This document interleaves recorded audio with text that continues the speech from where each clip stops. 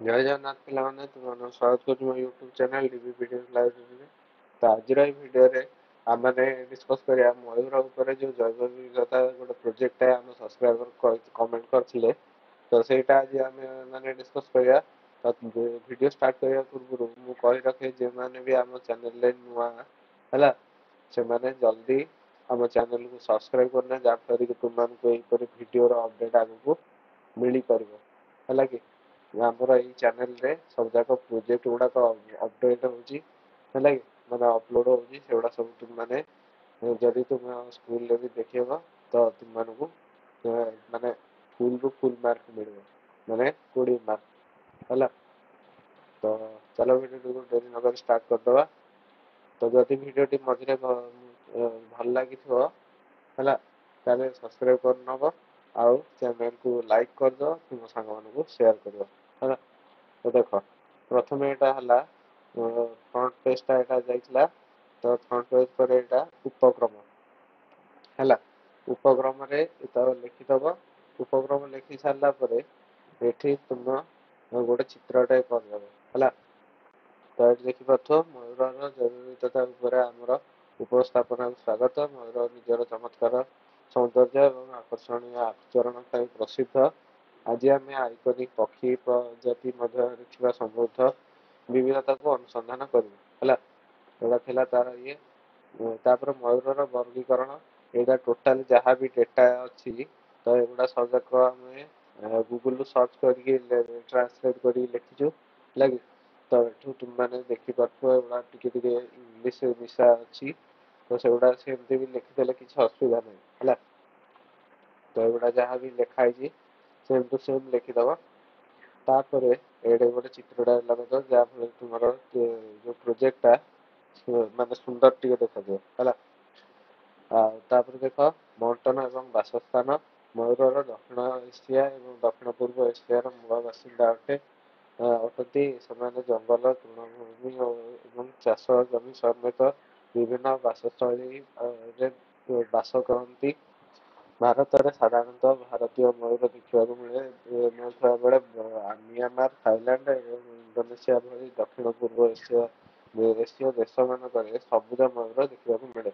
ହେଲା, ତାପରେ ଏଇ ଯେଉଁ ଚିତ୍ରଟା ଦେଇଛି ପିଡିଏଫ୍ଟା ମୁଁ ତୁମକୁ ଟେଲିଗ୍ରାମରେ ସେୟାର କରିଦେବି, ତୁମେ ସେଠୁ ପ୍ରିଣ୍ଟ ଆଉଟ୍ ବି କାଢ଼ିପାରିବ। ହେଲା, ତ ଏଇଟା କେଉଁଠି କେଉଁ ମୟୂର ରହୁଛନ୍ତି ସେଗୁଡ଼ା ସବୁ ଚିହ୍ନା ହେଇଯାଇଛି।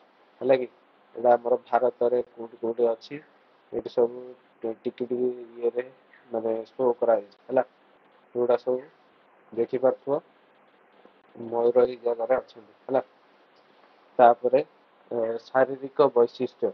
ହେଲା, ମୟୂରର ନାମ ମୟୂର ନାମରେ ପରିଚିତ ପୁରୁଷ ମୟୂର। ଆମର ଯେମିତି ଗଞ୍ଜା ଥାଏ, ଆଉ ପୁରୁଷ କୁକୁଡ଼ାକୁ ଆମେ କଣ କହୁ ଗଞ୍ଜା, ତାପରେ ମାଇ କୁକୁଡ଼ାକୁ ପେଣ୍ଠି କହୁ, ସେଇ ଟାଇପର ଏମିତି ଏଠି ବି ଅଛି ମୟୂର। ହେଲା, ମୟୂର ନାମରେ ପରିଚିତ ପୁରୁଷ ମୟୂର, ସେମାନଙ୍କ ଆକର୍ଷଣୀୟ। ଏଇଟା ପଣସ ହେଇଯାଇଛି, ଏଇଟା ଟିକେ ମିଷ୍ଟେକ୍ ହେଇଯାଇଛି। ଏଇଟା କଣ କରିବ କହିଲ, ତାଙ୍କର ଯୋଉ ପର ହେଲା ପର ଏବଂ ଲେଜ୍ ପଖ ତାର ଯୋଉ ପରରେ ରଙ୍ଗ ବେରଙ୍ଗ ହେଇଥାଏ ତାକୁ ଲେଜ୍ କହନ୍ତି।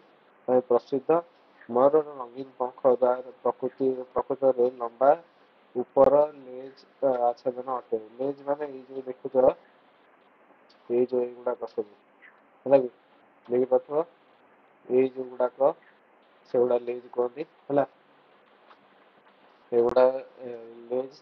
ତାପରେ ଦେଖ ଏଠି ଟିକେ ମିଷ୍ଟେକ୍ ହେଇଯାଇଛି, ଏଇଟା ମାଇ ଏଠି ଲେଖିଦବ ମାଇ ମୟୂର। ହେଲା, ଏଇଟା ଲେଖିବନି, ଆଚ୍ଛାଦନ ଅଟେ। ତାପରେ ଏଇଟା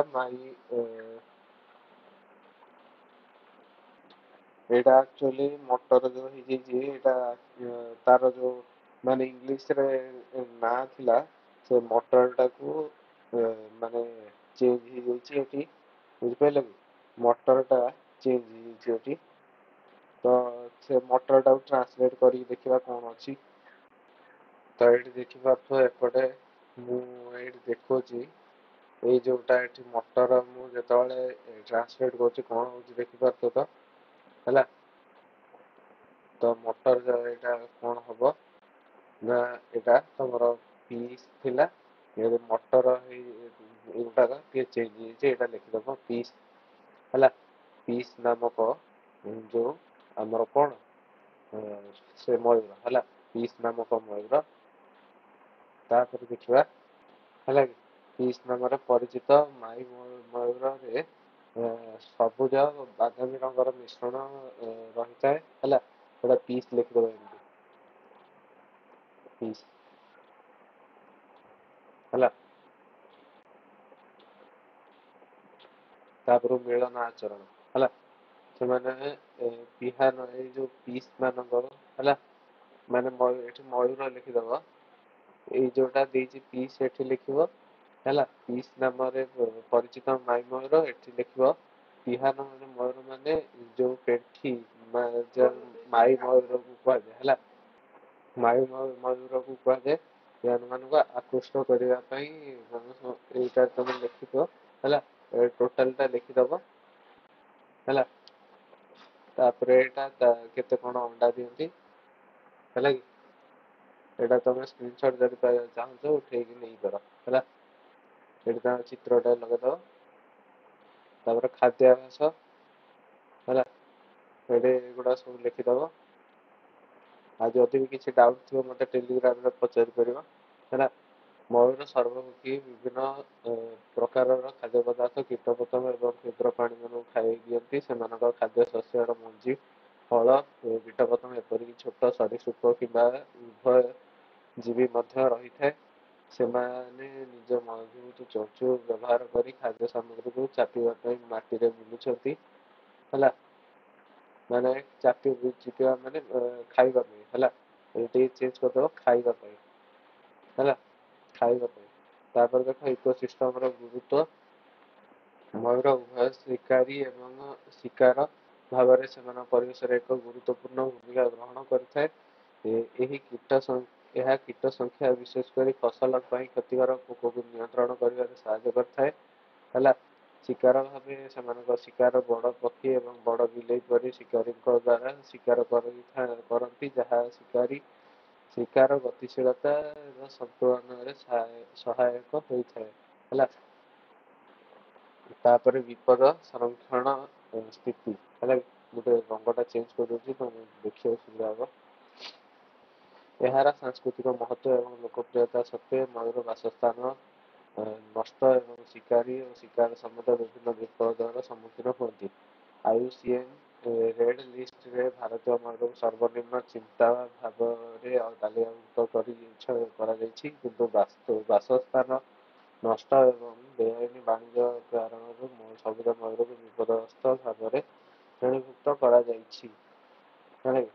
संरक्षण प्रयास तो यहाँ जो देखो ओडिया यहाँ तुमको आनी इंग्लीश रे है इंग्लीश रे आनले तुम मान सुविधा हम मार्क भी मिले है यहाँ भी यहाँ तुम ओडिया टी माने भल कि बुझे बाझे लिखो तुमको मार्क 100% मिल है केते परसेंट ना 100% तुमको मार्क मिले बुझिपारे शिकार विरोधी पदक्षेप एवं जनसचेतनता अभियान अंतर्भुक्त है अनेक संगठन एवं वन्यप्राणी कर्तृपक्ष बासस्थान पुनरुद्धार एवं गोष्ठी संपृक्ति माध्यम मयूर जनसंख्या साधारण संरक्षण कार्य करती से दीर्घकालीन बचापी मयूर महत्व एवं विषय बासस्थान विषय स्थानीय समुदाय को सचेतन करने जरूरी अटे है यहाँ देखिए गोटे माने जो छत्तीसगढ़ रे एटा माने करा जायछि मयूर मानकर अभयारण्य है तापर देख तो हाइपोथिएसिस है हाइपोथिएसिस माने तुमर जो अनुसंधान मूलक प्रश्न उत्तर है ये देखिए मयूर अत्यधिक लेज पखर मूल उद्देश्य कौन यहाँ हूँ साथी को आकृष्ट करने समय ऋतु मयूर मैंने परस्पर सह किपरि जोगाजोग करती नृत्य करी चमक प्रदर्शन करी तार जो डेणा है तापर मयूर वैज्ञानिक नाम कौन ना पाभो क्रिस्टास है क्रिस्टाटस तापर मयूर लांज पंख केते दिन बढ़ी पारे है କେତେ ବଢିପାରେ ହେଲା, କେତେ ଦିନ ନୁହଁ ଏଇଟା କେତେ ବଢିପାରେ। ଏଇଟା ହବ 9 ଫୁଟ ବା 270 ସେଣ୍ଟିମିଟର। ତାପରେ ପୃଥିବୀର କେଉଁ ଅଞ୍ଚଳରେ ମୟୂର ସାଧାରଣତଃ ଜଙ୍ଗଲରେ ଦେଖିବାକୁ ମିଳେ? ଏଇଟା ହବ ଦକ୍ଷିଣ ଏସିଆ ହେଲା, ଏଇଟା ହବ ଦକ୍ଷିଣ ଏସିଆ। ତ ଏତିକି ସରିଗଲା ଆମର ହାଇପୋଥେସିସ୍ କୋଶ୍ଚିନ୍।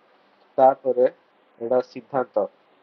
ଶେଷରେ ମୟୂର ପକ୍ଷୀ ପ୍ରଜାତି ମଧ୍ୟରେ ଜୈବ ବିବିଧତା ର ସୌନ୍ଦର୍ଯ୍ୟ ଏବଂ ଜଟିଳତାକୁ ଉଦାହରଣ ଦେଇଥାଏ। ଏହି ମହାନ ପକ୍ଷୀମାନଙ୍କୁ ବୁଝିବା ଏବଂ ସଂରକ୍ଷଣ କରି ଆମ ଜୈବ ବିବିଧତାର ସଂରକ୍ଷଣ ଏବଂ ଆମ ପରିବେଶର ସ୍ୱାସ୍ଥ୍ୟରେ ଯୋଗଦାନ କରିପାରିବା ହେଲା। ଏଇଟା ଲାଷ୍ଟକୁ ଏମିତି ଗୋଟେ ପିକ୍ଚର ଲଗେଇଦବ ଆଉ ଧନ୍ୟବାଦ ହେଲା।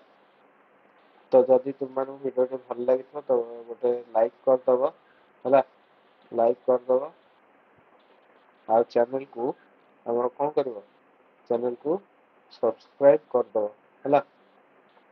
ଯେତେ ଶୀଘ୍ର ତମେ ପାରିବ ସବସ୍କ୍ରାଇବ କର ଏବଂ ତୁମ ସାଙ୍ଗମାନଙ୍କୁ ମଧ୍ୟ ସେୟାର କର ହେଲା।